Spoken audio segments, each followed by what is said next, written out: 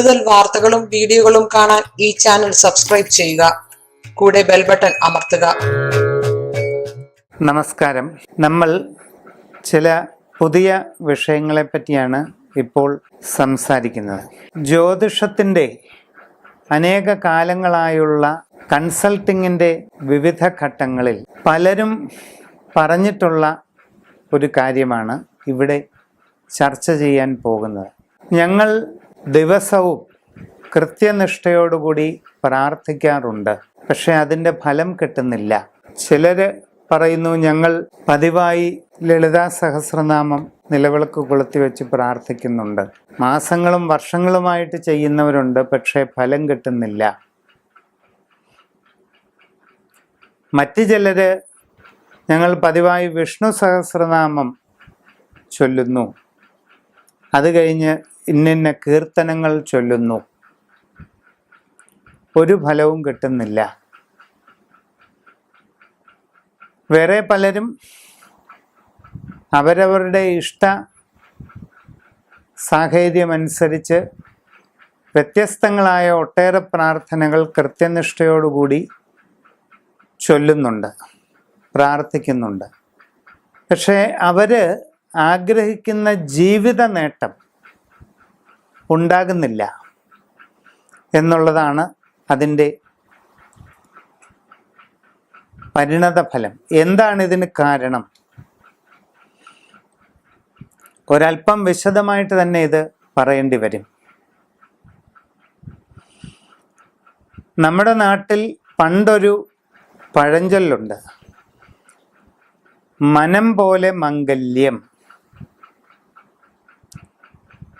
ആഗ്രഹങ്ങൾക്കനുസരിച്ച് വിവാഹം നടക്കുകയെന്നോ അല്ലെങ്കിൽ മനസ്സിനിണങ്ങിയ വിവാഹം നടക്കുകയെന്നോ ആഗ്രഹങ്ങൾക്കനുസരിച്ച് കാര്യങ്ങൾ നടക്കുകയെന്നോ ഒക്കെ ഒറ്റ നോട്ടത്തിൽ ഇതിൻ്റെ അർത്ഥം നമുക്ക് തോന്നാം. പക്ഷെ ഇത് വൈവാഹിക വിഷയത്തിൽ മാത്രം പറയുന്ന ഒരു പോയിന്റ് അല്ല. എന്താണ് ആ വാചകം? മനം പോലെ മംഗല്യം.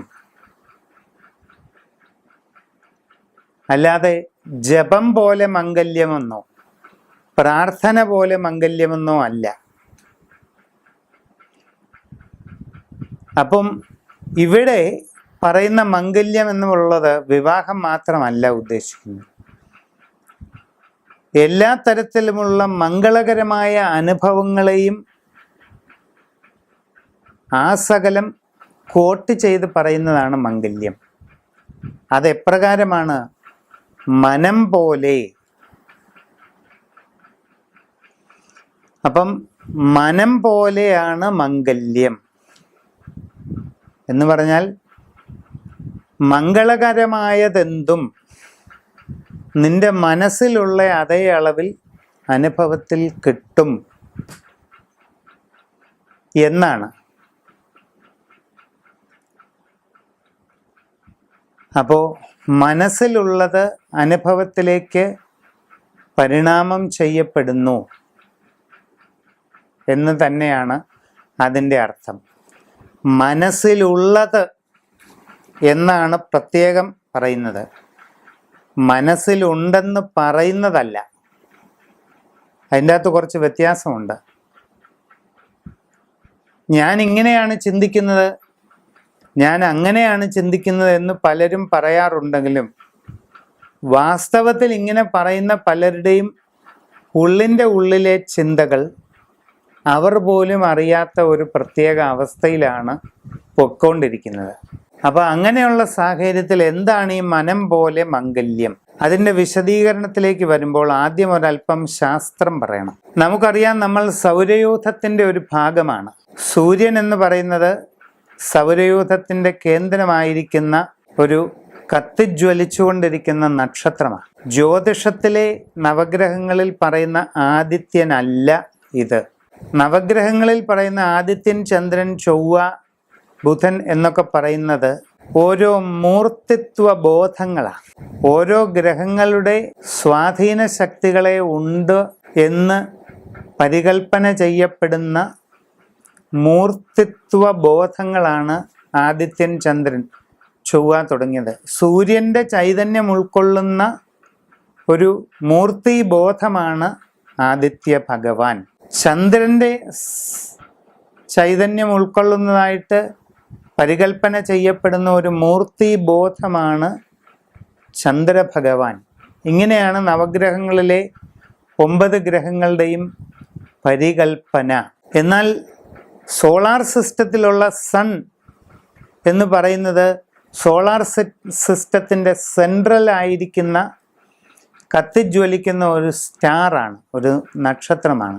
മെർക്കുറി, മാർസ്, എർത്ത്, വീനസ് അല്ലെങ്കിൽ ബുധൻ, ശുക്രൻ, ഭൂമി, ചൊവ്വ, വ്യാഴം, ശനി, യുറാനസ്, നെപ്റ്റ്യൂൺ, പ്ലൂട്ടോ ഇതൊക്കെ സൗരയൂഥത്തിലെ താരാഗ്രഹങ്ങളാണ്. പ്ലാനറ്റ് എന്ന് പറയുന്നത് താരാഗ്രഹമാണ്. ജ്യോതിഷത്തിൽ പറയുന്ന ഗ്രഹം എന്ന് പറയുന്നത് മൂർത്തിബോധവുമാണ്. അതാണ് വ്യത്യാസം. അപ്പം സൂര്യന് ചുറ്റും ബുധൻ, ശുക്രൻ, ഭൂമി, ചൊവ്വ, വ്യാഴം, ശനി, യുറാനസ്, നെപ്റ്റ്യൂൺ, പ്ലൂട്ടോ തുടങ്ങിയ ബഹിരാകാശ ഗോളങ്ങൾ നിരന്തരം ഭ്രമണം ചെയ്തുകൊണ്ടിരിക്കുകയാണ്. ഇവയുടെ കേന്ദ്രത്തിലുള്ള ഒരു വലിയ നക്ഷത്രമാണ് സൂര്യൻ. ഇനി ഈ സൂര്യൻ മാത്രമാണോ ഏക നക്ഷത്രമെന്ന് ചിന്തിച്ചാൽ മിൽക്കി വേ എന്നറിയപ്പെടുന്ന ഗാലക്സിയിൽ, ആകാശഗംഗ എന്നറിയപ്പെടുന്ന താരാപഥം അഥവാ നക്ഷത്ര വ്യൂഹത്തിൽ ഒരു സാധാരണ നക്ഷത്രം മാത്രമാണ് സൂര്യൻ. ശാസ്ത്രജ്ഞന്മാരുടെ നിഗമനപ്രകാരം ഏകദേശം 10,000 കോടിയോളം നക്ഷത്രങ്ങൾ അടങ്ങുന്ന ഒരു നക്ഷത്രക്കൂട്ടം, നക്ഷത്ര വ്യൂഹം അഥവാ ഗാലക്സിയാണ് മിൽക്കി വേ. ഈ ഗാലക്സിക്ക് ഒരു കേന്ദ്രീകൃത ഭാഗമുണ്ട്, അതിനെ ഗാലക്റ്റിക് സെൻറ്റർ എന്ന് പറയും. ആ ഗാലക്റ്റിക് സെൻറ്ററിന് ചുറ്റുമായി 10,000 കോടിയോളം വരുന്ന ഈ നക്ഷത്രങ്ങൾ നിരന്തരം ഭ്രമണം ചെയ്തുകൊണ്ടിരിക്കുകയാണ്. അങ്ങനെ പ്രപഞ്ചത്തിൽ കോടിക്കണക്കിന് താരാപഥങ്ങളാണ്, കോടാനുകോടി നക്ഷത്രക്കൂട്ടങ്ങൾ ഈ പ്രപഞ്ചത്തിലുണ്ട്. ഓരോ നക്ഷത്രക്കൂട്ടങ്ങളിലും അനേകായിരം കോടി നക്ഷത്രങ്ങളാണുള്ളത്. പ്രപഞ്ച കേന്ദ്രത്തിന് ചുറ്റും കോടാനുകോടിയോളം ഗാലക്സികൾ ഇങ്ങനെ ഭ്രമണം ചെയ്യുന്നു.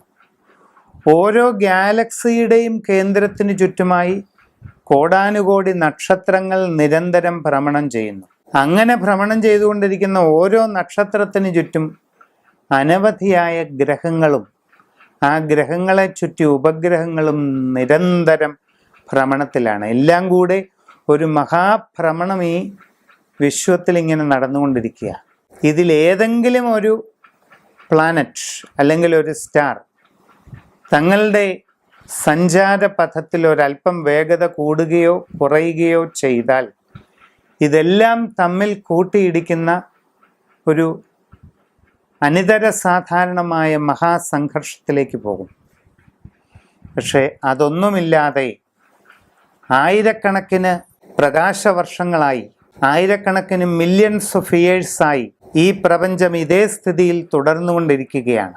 നാം പറഞ്ഞു വരുന്നത് കോടാനുകോടി താരാപഥങ്ങളും കോടാനുകോടി നക്ഷത്രങ്ങളും ഇവയെ ചുറ്റി അനേക കോടി ഗ്രഹങ്ങളുമെല്ലാം ഉൾക്കൊള്ളുന്ന ഈ മഹാപ്രപഞ്ചം യാതൊരു വ്യതിയാനവും കൂടാതെ കൃത്യമായി കഴിഞ്ഞ 1500 കോടിയിൽ പരം വർഷങ്ങളായി ഇതേ ഭ്രമണ സമ്പ്രദായത്തിൽ മുമ്പോട്ട് പോയിക്കൊള്ളണമെങ്കിൽ അതിനെ അതേ നിലയിൽ അതേ സംവിധാനക്രമത്തിൽ പിടിച്ചു നിർത്തുന്ന എന്തോ ഒന്ന് ഉണ്ടായിരിക്കണം.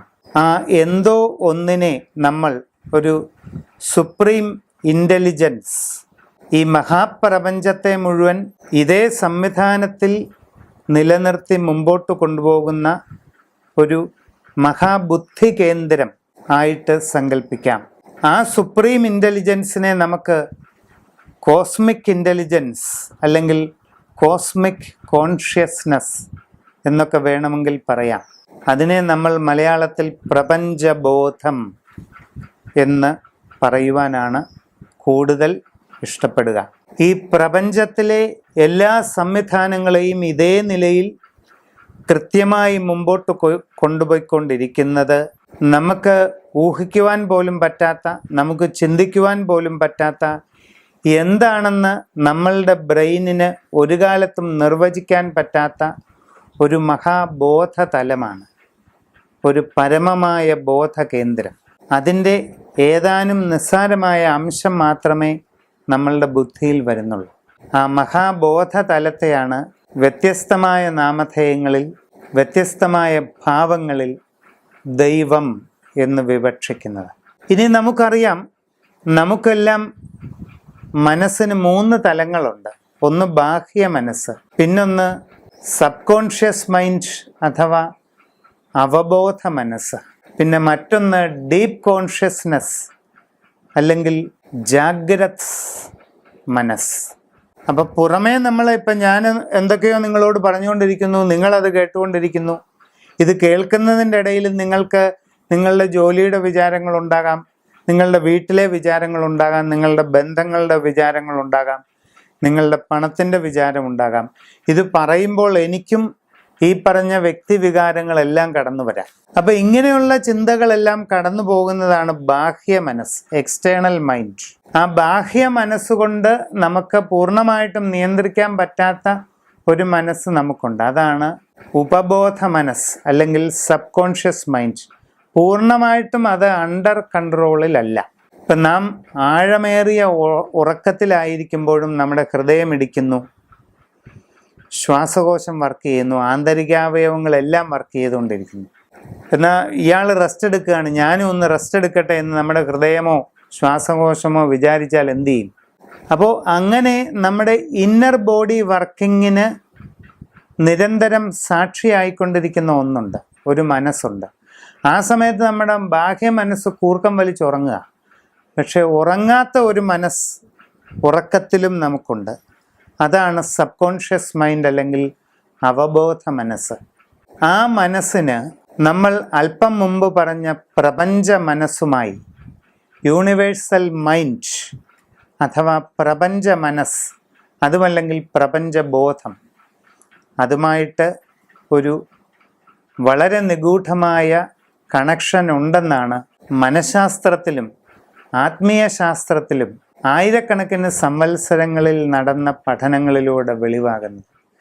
നമ്മുടെ സബ് കോൺഷ്യസ് മൈൻഡിന്, നമ്മുടെ അവബോധ മനസ്സിന് എല്ലാം നിയന്ത്രിക്കുന്ന ഈ പ്രപഞ്ച മനസ്സുമായി ഒരു ആഴമേറിയ കണക്ഷൻ, ബന്ധമുണ്ട്.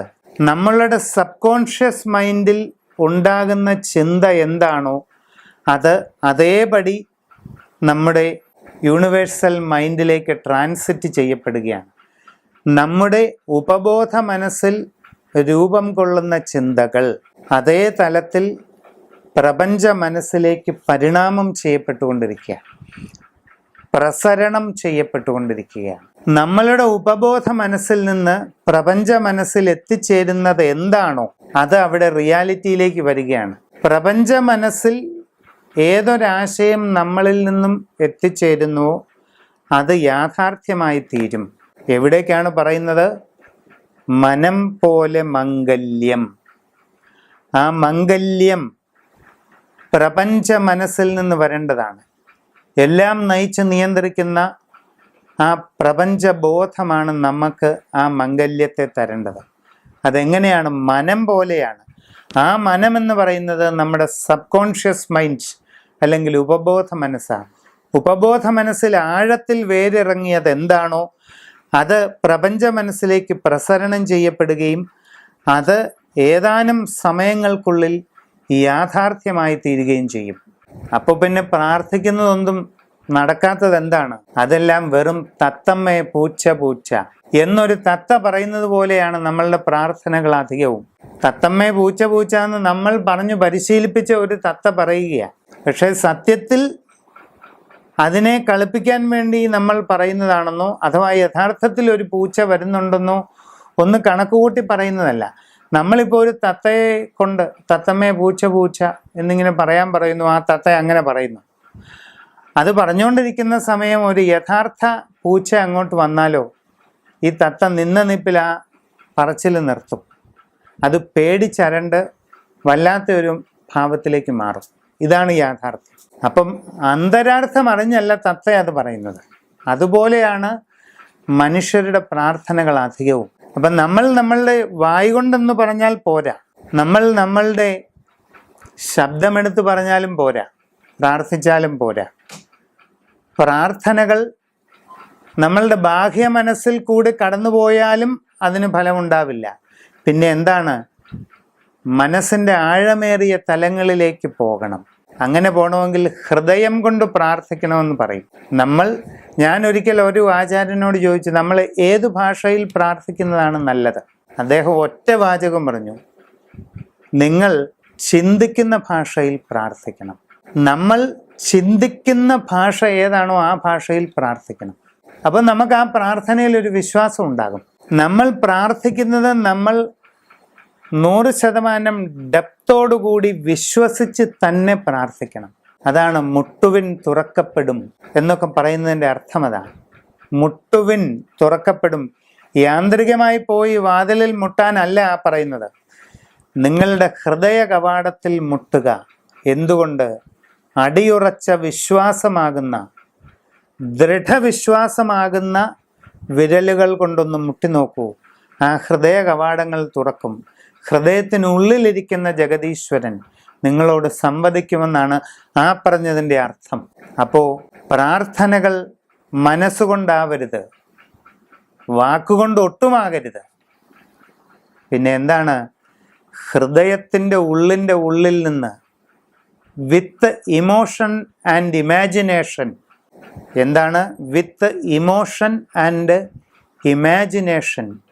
വൈകാരികതയും ഭാവനയും കലർന്ന ഹൃദയാന്തരാളത്തിൽ നിന്നും വരുന്ന പ്രാർത്ഥനകൾക്ക് തീർച്ചയായിട്ടും ഫലം കിട്ടും. അപ്പോൾ നിങ്ങൾ എന്ത് സ്തോത്രം ചൊല്ലിയാലും, എന്ത് സഹസ്രനാമം ചൊല്ലിയാലും, മറ്റെന്ത് തരം പ്രാർത്ഥനകൾ ചൊല്ലിയാലും നന്നായി ഭാവന കൂട്ടിക്കലർത്തി, അപ്പോൾ നിങ്ങളുടെ മനസ്സിലുള്ള മറ്റുള്ള ചിന്തകളെല്ലാം ക്രമേണ ഇല്ലാതാക്കി ആശങ്കകളും ഉത്കണ്ഠകളും വിഷമങ്ങളും നിരാശകളും മറ്റെല്ലാ ചിന്തകളും അല്പാൽപമായിട്ടേ സാധിക്കൂ. ക്രമേണ ഒഴിവാക്കി ഭാവനയും ഹൃദയവും ചേർത്ത് ഒന്ന് പ്രാർത്ഥിച്ചു നോക്കൂ. തീർച്ചയായിട്ടും അതിന് ഫലമുണ്ടായിരിക്കും.